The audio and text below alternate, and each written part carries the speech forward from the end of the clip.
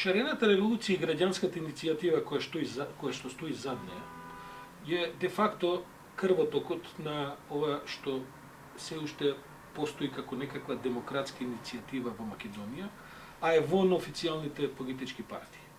Таа се наметна како фактор, тоа е неспорно, таа има еден цивилен потенцијал во себе кој што е веројатно круцијалниот, главниот јадрото на целото тоа движење. Меѓутоа таа е и помогната и подпрена и како да кажам супортирана, ако сакате, од разноразни политички и формални други движења, пред се опозицијата и така. Не само дури и на ниво на тоа што ние гледаме луѓето кои што излегуваме на тие протести, дека тука има и многу припадници на опозиционите партии кои што да се приклучуваат. Туку претпоставувам дека и како да ви кажам, калкулацијата и на официјалната опозиција со движењето на шарената револуција е калкулација во која нивните позиции се подобруваат и се во преговарачки некаков процес на натегања со домашни, со странски фактори, со режимот и така натаму, е еден аргумент повеќе. Обстојувањето на шарената револуција, овој тип на движење, знаете како, она израсна како еден неорганизиран, како еден автентичен дел на граѓанското општество, и како таква она и денеска нема некаква вертикална организација, тоа е сепак една хоризонтална поставена иницијатива во која што луѓето излегуваат без потреба за тоа да имаат лидери и да имаат некакви цврсти јасни агенди. Барањата кои што произлегува се барања кои што во меѓувреме во јавноста се тргува, кои тоа е многу значаен дел. Таа не само што ја разбуди, туку ја одржува јавната дебата. Ние во Македонија без шарената револуција би имале јавна дебата која би ја воделе формални политички фактори, тоа се пред се партиите. Вака имаме едно учество на еден граѓански сектор кој што, како да ги кажам, на дневно ниво исфрла говорници по митинзи, по протести, по медиуми, по социјални мрежи и така натаму, кои што се сосема една свежа крв. Тоа се луѓе кои што досега не сме ги гледале на сцената. Тоа не се луѓе како мене кои што настапуваат по 100 пати во годината и кои им се здодевни на сите. Туку се луѓе кои што имаат една автентична енергија во себе, а кои што прито имаат комплетно артикулирани политички погледи. Тоа се луѓе од помлада генерација, иако таму има од сите генерации луѓе, но вие гледате една добра образованост на луѓето, гледате дека политичките собитија и политичкиот систем им е јасен, гледате една чиста мисла, артикулирана мисла за тоа што се сака и гледате, ако сакате, една како да ви кажам, една информираност за тековите во светот, во Европа и во регионот околу тоа за што се залагаат. Значи тоа е една информирана, квалификувана база на луѓе која што по текот на развојот на настаните се собра кој на иницијатива која се вика Шарена револуција.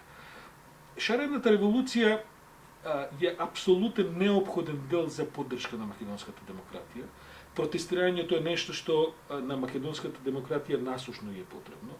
Не само затоа што во оваа земја одамна веќе само со протестирање можете нешто да промените, бидејќи гледаме дека во ситуација на комплетна блокираност на институции, во ситуација на која што собранието кое треба да биде врв на представничкиот модел на демократијата е една најприземна гласачка машинерија. Значи таму нема ни, како да ви кажем, ни трунка од некаков интегритет на пратениците на власта пред се, бидејќи се тие мнозинството кој го диктира темпото, да настапат со некакви своји мислења. Тоа е една армија, војска која што гласа така како што Груевски и неговата машина апарат ќе кажат, и тоа се дискусиите, тоа се ставовите, таму нема ништо.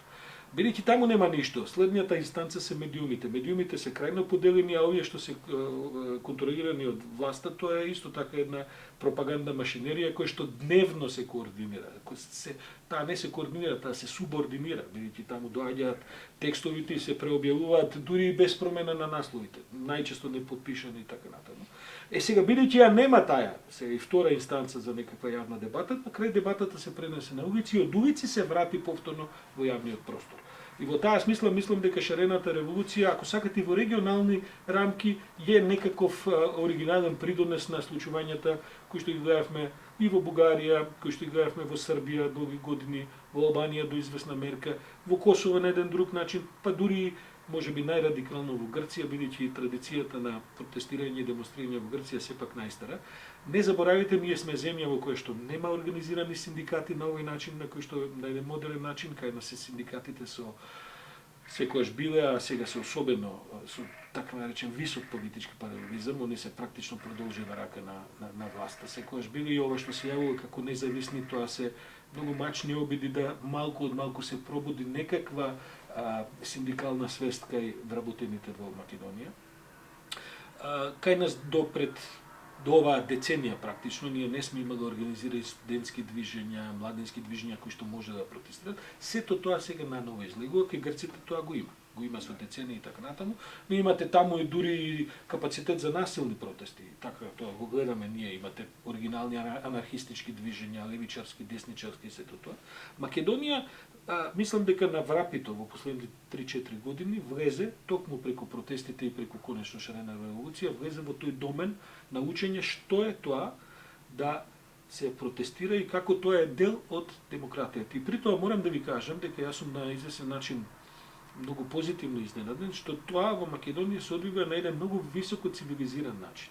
Вие кои ќе видите, ние сепак немаме никакви значајни инциденти, и покрај провокации, и покрај истенченост на нервите на луѓето од сите страни, и покрај тоа што е жесток одговорот на власта кон шарената револуција, тука не би одел во детали, бидејќи е тоа позната приказна, заканите се големи.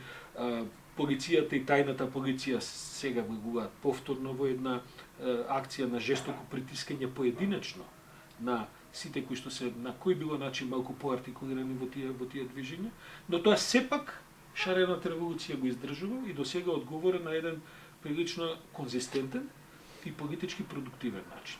И таа е веќе фактор без кој што не може да се разговара. Јас не сум сигурен дека шарената револуција, тоа е моје мислење, дека треба да седне официјално на масата за преговори, бидејќи мислам дека на тој начин ќе биде вовлечена во една друга формална структура која таја и инаку сака да ја коригира токму гледајќи од надвор, дека нејзиното седнување на било какви маси за преговори ќе ја формализира нејзината и ќе побара потоа да мора таа поинаку да се организира.